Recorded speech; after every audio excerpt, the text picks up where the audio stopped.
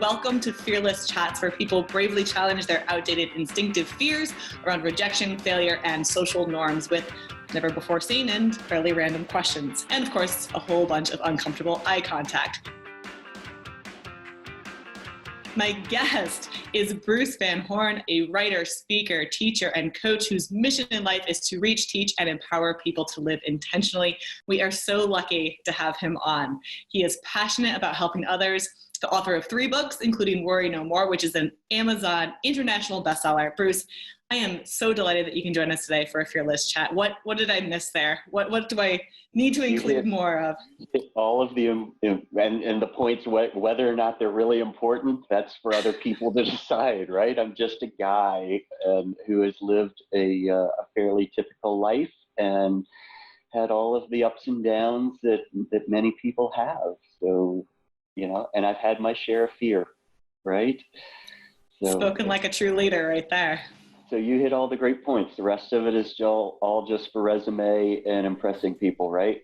Bruce, I have 3 questions for you today. You've never seen them before, and the rules are, I can't follow up with anything, so any information that you want to give. Any information that you don't want to give, don't give. And we'll just jump in with the first one. Are you ready?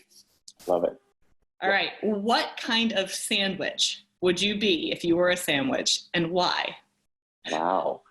So I always have to go with the very first thing that pops to my head, because otherwise you're mental editing. And the very first thing when you said sandwich, I thought of a Reuben. Ooh. Now I'll have to unpack as to why that came to my mind, but it's got a little corned beef, it's got some sauerkraut, it's got some kind of sweet-ish dressing on it. I'm thinking I just love to eat them. I don't know how to make them.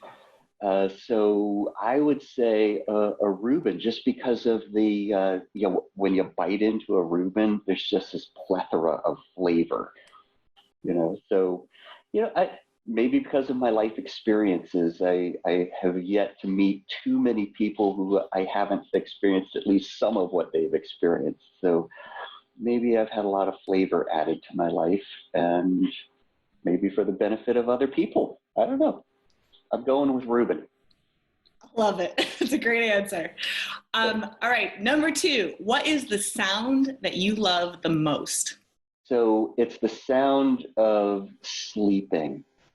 I get up early in the morning, and I love to hear the sound of my wife still sound asleep when I get up. I have 3 dogs, one of whom is a 7-month-old golden doodle. And he is the sweetest dog, but his favorite place to sleep is in our shower on the cold tile. And I'll get up in the middle of the night and I'll just hear him breathing while he sleeps. I remember going into I have 2 boys. Between us, we have 6 kids, but 2 of them are mine. I remember when they were babies, just going into their rooms and just to hear the peacefulness of somebody sleeping. No worries, no. And then you hear them maybe dream a little bit, especially like dogs. What do dogs dream about when they whimper and they kick their feet? But the sound of someone or something, I love sleeping, I think is going to be the sound I'm going with. All right, 3rd final question. If you had to leave Earth on a spaceship and take 2 other people with you, excluding any family, and these can be fictional characters, they can be real, they can be historical. Who are you taking with you? I think I'm taking Richard Branson. Okay, that comes up for me, certainly because he has a little experience with space travel, or at least trying it, so he might know what to do, or at least having had some of his engineers. Plus, I love Richard Branson's business philosophy, which is super simple. If you can't have fun doing it, it's not worth doing. No amount of money will ever make it worth doing if you don't enjoy it. So I think I'd like to hang out with a guy like that while we travel space. Number 2, maybe St. Augustine. Here was a guy who, one of my favorite St. Augustine quotes, and I love it I used to be one of these uptight religious people, but there's a favorite St. Augustine quote of mine that says, love God and sin boldly. And don't get so caught up in have you displeased God or have you, so I think he would have been a kind of a fun guy to hang out with. Richard Branson, St. Augustine. Perfect. This is the final part of the challenge. It's a 2-minute undisturbed eye contact. So 2 minutes on the timer. Are you ready? I'm ready. All right. All I'm going to ask you to do is just experience everything that you're experiencing, and we'll chat about it really quick at the end of the 2 minutes.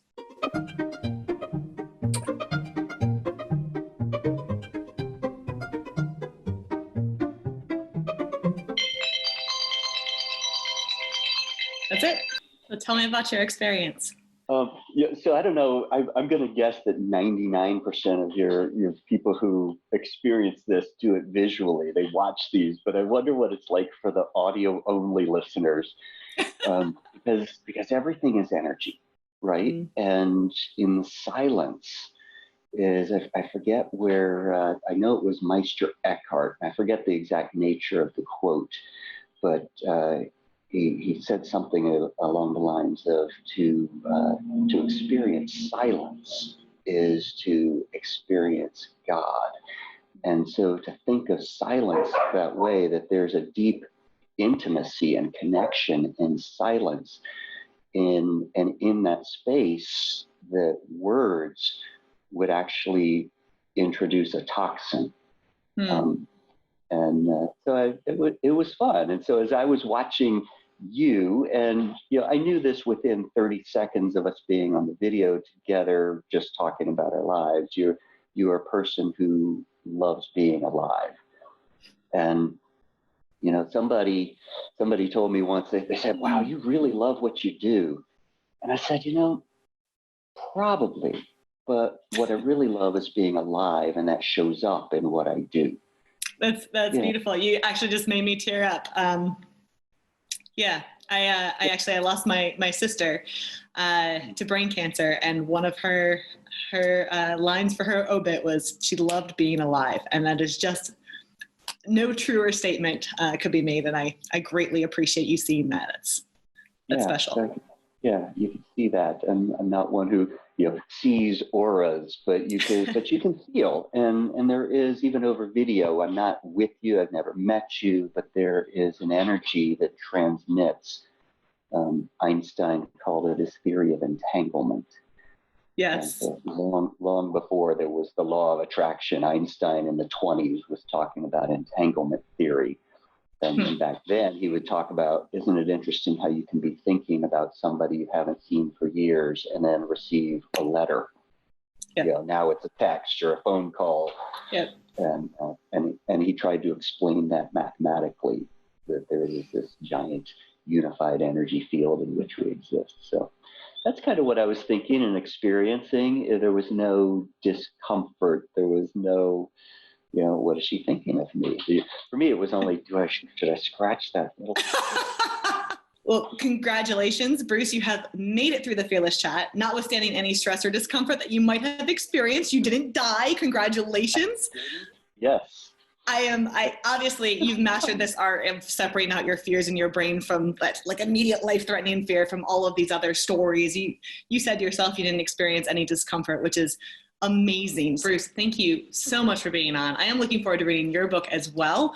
Actually, all 3 of them. Where can people find out more about you and what you do? I made this interesting deal with Google and GoDaddy that they allowed me to have brucevanhorn.com. And so That's probably the easiest way. The podcast is Life is a Marathon. I don't talk about running. It's about a mindset and endurance thought process. And so there's lifeisamarathon.com, but brucevanhorn.com has the link to everything, social media, the links to the books. Fantastic. Thank you again so much for being fearless, for being a fearless leader for so many. I am beyond grateful to have chatted with you today. Oh, the pleasure is mine. And I think in this day of, when Dr. Fauci said, I think we're going to have to go to a society where we never shake hands again. People were all upset. And that's, I'm a hugger, I'm a physical touch person, yep. But there is something so deeply honorable about the Asian tradition of holding hands. And and vowing to honor people. So thank you for having me on, and or virtual. Yeah, there we go. So enjoyed talking with Bruce, and I am looking forward to next week's Fearless Chat as well, with more fearless, incredible guests. In the meantime, who inspires you to be fearless? It's your turn to have a fearless chat of your own. Instructions and new questions are posted each week to my blog, so be sure to check them out and share your own chats using the hashtag #FearlessChat. Let's all make room for more growth, more fun, and more connection by becoming fearless. Be safe. Take care.